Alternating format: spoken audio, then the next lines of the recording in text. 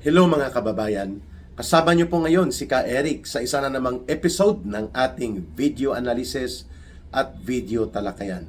Patuloy po na umiinit ang usapin at ang issue patungkol po sa biglaang pagpanaw ni former Undersecretary ng DPWH Maria Catalina Cabral.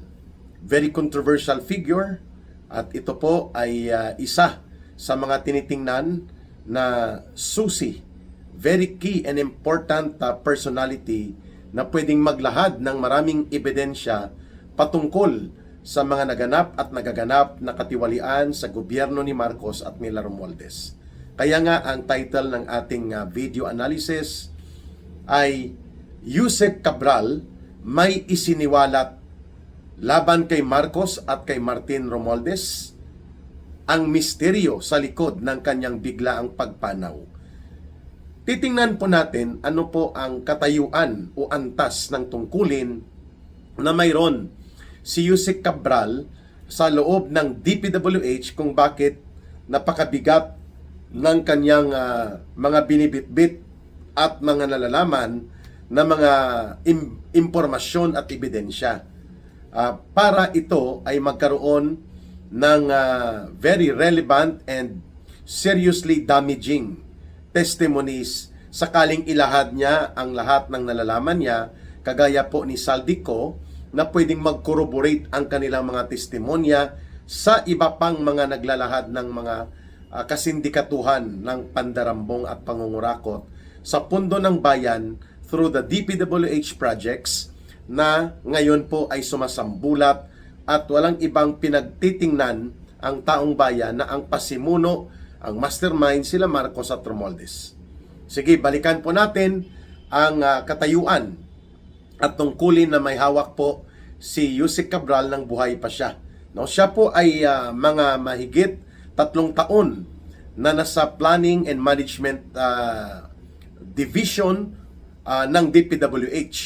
Ito po yung Planning and Management Division o unit ang in charge sa buong bansa sa mga proyekto. Public-private partnership, kasama po dyan, foreign funded na mga programa na monitor po niya sapagkat dito dumadaan ang mga papeles at iba pang mga internal na dokumento patungkol sa iba't ibang proyektong ipinapatupad ng DPWH bawat taon, bawat cycle ng tinatawag na fiscal year o bawat taon na may panibagong budget. Sa kanya po ang planning, management at ang pag-monitor kung ano ang antas at ano na po ang nangyayari sa mga proyektong ito. Kaninong proyekto ito at saan ito at ano ang mga nangyayari sa projects na ito. So ibig sabihin po, totoo itong binubulgar ngayon ni Congressman Leandro Liveste na voluminous of information ang mayroon po hawak si Yusek Cabral para siya ay pagkainteresan ng mga taong gustong burahin at putulin ang criminal trails na pwedeng magdugtong sa iba pang mga dapat maidamay at maihabol po sa kaso at mapapanagot sa hustisya at katarungan ng ating batas, lalo na ang mga mastermind. That's number 1. So the position of Yusek Cabral nang siya po ay nabubuhay pa ay mahalaga po ito sapagkat ang mga insertions, ang mga budgetary alignment, ang mga priority projects, ang mga pag-atado at pagkatay-katay ng mga pundo at mga proyekto na ginagawa ng sindikato nila Marcos at Romualdez noong panahon na ang kanilang main operator ay si Saldico pa, dumadaan po yan mismo sa unit na hawak ni Yusek Cabral. At si Yusek Cabral, trusted po ito na main person or key person ni Bunuan na siya naman pong chief operator ni Marcos at ni Romualdez sa DPWH pagdating po sa mga pangungulimbat na proyekto na ipinatupad nila. Binulgar na po yan ni Saldico at ni Yusek Bernardo na si Bunuan was involved dito sa malaking sindikato na ito. No, nagpilit pa siyang nag-arti-artihan at first at nag-playing innocent pa ang kulukoy na si Bunuan, Pero nang sumambulat na ang mga katotohanan at itong mga sila Bernardo, sila Cabral, itong sila Alcantara, sina Hernandez, mga tauhan niya pala ito at pati itong si Garjola, Congressman Garjola ng CWS Party List, at pati itong si Mumu, no? Mga barkada pala ito ni Bunuan, mga involved ito sa malakihang sindikato ng pagbebenta ng proyekto, rig bidding, mga pag-ariglo ng kontraktor, at mga pagtatakda ng mga SOP at mga extortion sa kontraktor bago pa ipatupad ang projects. Yun po ay lahat alam ni Undersecretary Cabral kung bakit pinagdudahan siya na nung siya humarap dito sa investigasyon ng ICI in an executive session ay may mga naisiwalat siya na very damning and very damaging testimonies and revelations na posible pong umabot kay Marcos Jr., kay Romualdez at pati kay Sandro Marcos.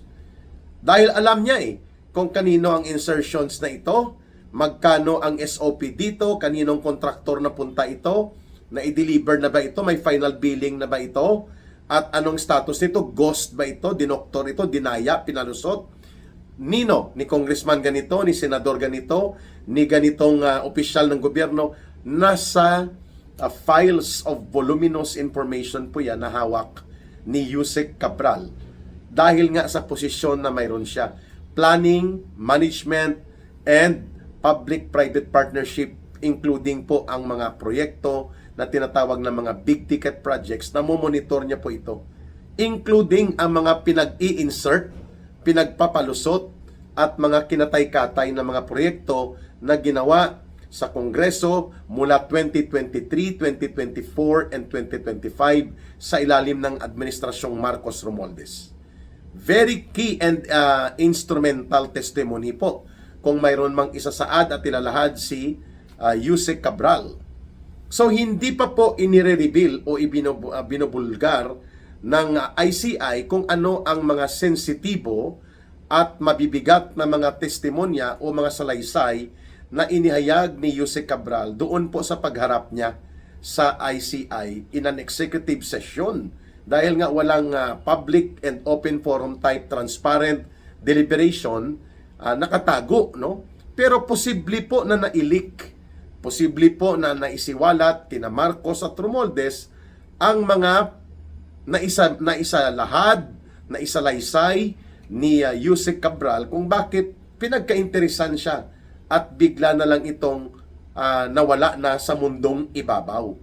Bigla po nagkaroon ng aksidente, kunwari, yan po ang gustong palabasin.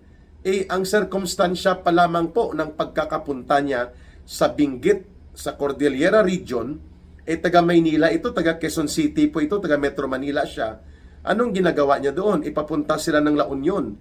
Kung La Union, saan siya galing? Bakit nasa Tuba, Benguet siya? Malayo po ang La Union at Tuba, Benguet. That's around mga more than 2 hours. Kulang-kulang 3 oras po yan, mga kababayan. Doon sa pinangyarihan kung saan na-discover ang kanyang bangkay na nakahandusay na ang kanyang katawan doon sa Buwid River o sa Ilog Buwid doon sa Tuba, Benguet.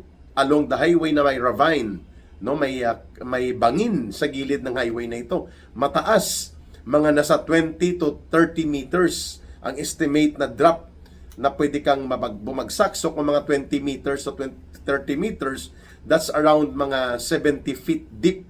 No? Mataas po yon na pwede kang mahulog dyan. Mga 4 o 5 palapag din po yon ng building. Ang babagsakan mo na taas mula sa distansya, mula doon sa highway pababa sa gilid ng ilog na may mga bato-bato at may mga konkreto na istruktura doon sa baba. So biglaan po ang pangyayari na ito. So that's one interesting angle. Bagamat tahimik po ang polis tungkol sa report, walang autopsy report kung mayroon bang injury from external objects sa saang mang bahagi ng kanyang katawan, pati po yung forensics analysis ng kanyang pagkakakuha ng kanyang bangkay, at kung mayroon bang mga updates sa paligid na may mga na-observe ang mga pulis mula doon sa panimulang investigasyon, Wala pa po. Very sketchy ang lahat.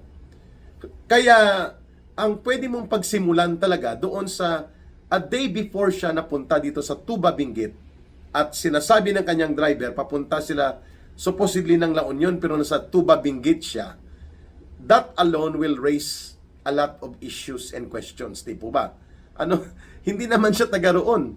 Kung mayroon siyang pupuntahan, the minimum Baguio City, o ba't doon sa highway na ito, mga kababayan, at medyo isolated na lugar, at parang sinadya na ilagay siya sa pagkakataon na isolated, no? Medyo liblib at alanganin na lugar. Yun po ang nakita natin sa visual presentation ng mga report ng mga media, lalo na ang telebisyon. Ito pala, nagsalaysay na siya sa ICI at mayroon tayong mga leakages na natatanggap. Hindi pa kumpleto na mayroon siyang mga isiniwalat tungkol sa pagkakasangkot nila Marcos at Romualdez at pati nila Sandro Marcos kung paano po nawala ang mga flood control projects at iba pang mga proyekto na ang records mayroon siya. Insertions, realignment, parada, at mga sagasa na mga pundo na alam ni Yusek Cabral kanino napunta, saang kontraktor nang galing, at magkano, at ano ang kalagayan nito, ghost, hausiaw, underway of construction, o ito ay pilit na pinapalabas na completed pero wala ng records of completion at wala talagang project.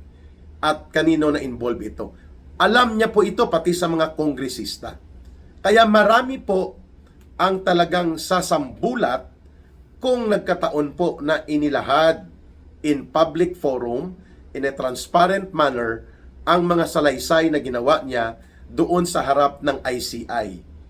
Kaya nga lumalabas ngayon ang teorya na mayroon siyang mga nabitawan at nailahad na mga pagsasalaysay na napaka-damaging po sa katayuan ni Marcos Jr., ni Martin Romualdez at ng anak ni Marcos Jr. na si Sandro Marcos. Ito ngayon ang tinatanong. We are not insinuating yet. We are just simply asking questions because the circumstances are very parallel doon sa pagkakaroon ng mga revelations mismo ni Saldico na si Martin Romualdez ay nagbabanta laban sa kanya. Napapatayin niya si Saldico o babarilin niya, to be exact on the words of Saldico, kapag nagsalita siya at nagsalaysay tungkol dito sa mga nangyayari sa katayan ng budget, pang-sindikato at pang-istafa. At yan ay binanggit makailang ulit ni Saldico na naniniwala siya na mabigat at seryoso ang pagbabanta sa buhay niya laban sa kanyang katayuan ngayon kung kaya siya nagtatago dahil si Marcos at si Romualdez magkasabwat sa ganitong uri ng kasindikatuhan at mataas ang posibilidad na isagawa ang pag-assassinate sa kanya.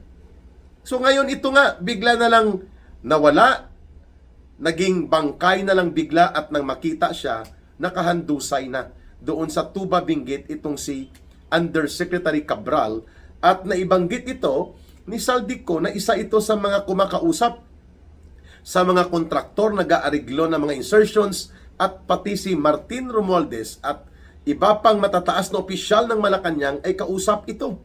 Pati sila Yusek Jojo Cades, allegedly bagman ni Marcos na nag-resign na, pina-exit lang, si Bunuan, si Pangandaman at si Bersamin, si Yusek Cabral at sila Bunuan at si Bernardo ay mga bahagi po ng tinatawag na cog and will.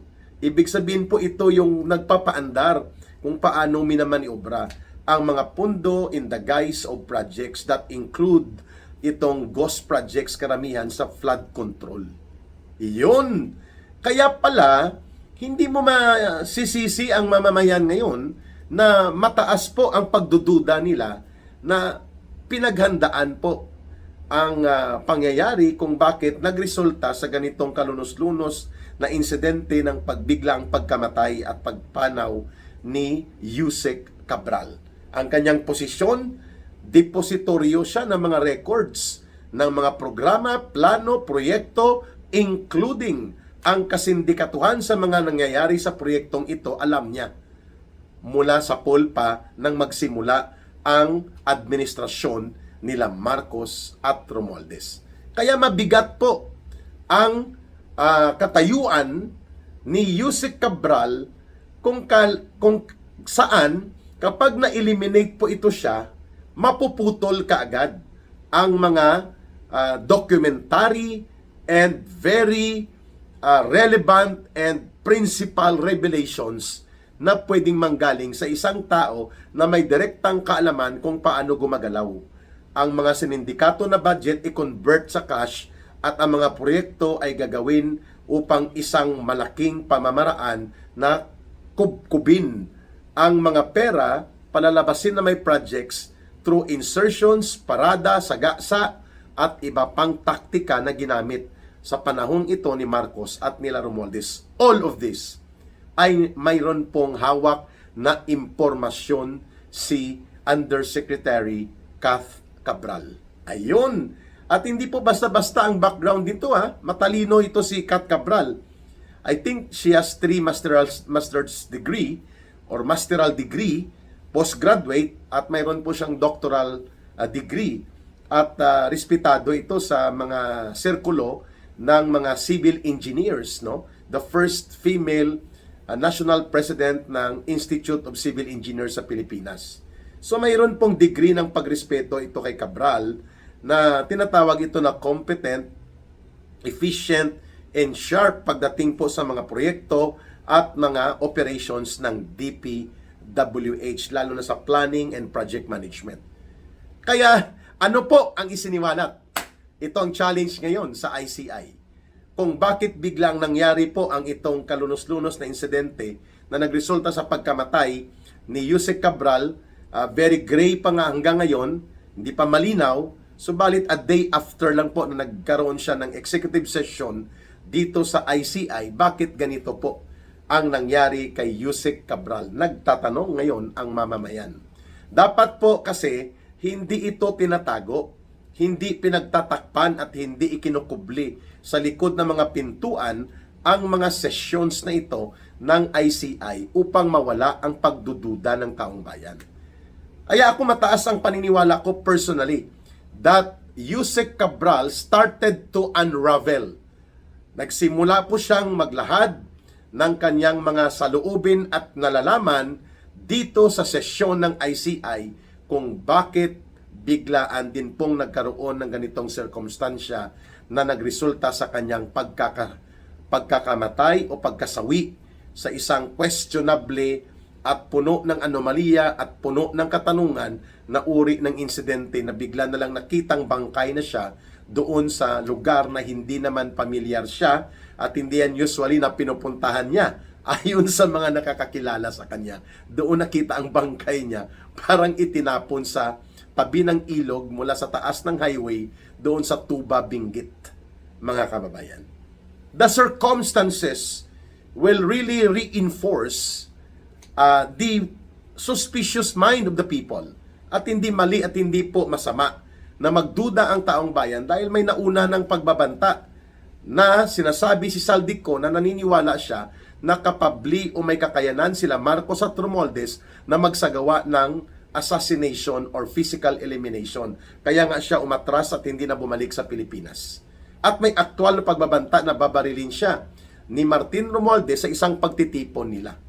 At ito ay tumutugma din sa bigla na lang pagkawala ngayon at sinasabi nakakulong o naka-illegally detained ngayon si Sergeant Gutesa. Hindi malalaman sino ang may custody sa kanya. At ang kanyang asawa at kanyang pamilya ay wala na pong direct communication line kay Sergeant Gutesa. So, ang mga pangyayari, ang mga nagaganap, ay pwede po nating paghalawan ng tinatawag na pattern of related events na mayroon pong pagdudugtong sa isa't isa. At ano po yun? Napilit iwinawala ang mga ebidensya at testigo upang maputol ang cycle of process of criminal trails that will unfold upang ma-establish ang pagiging mastermind nila Marcos at Romualdez. Dito napuputol At yan po ang tanong sa ICI.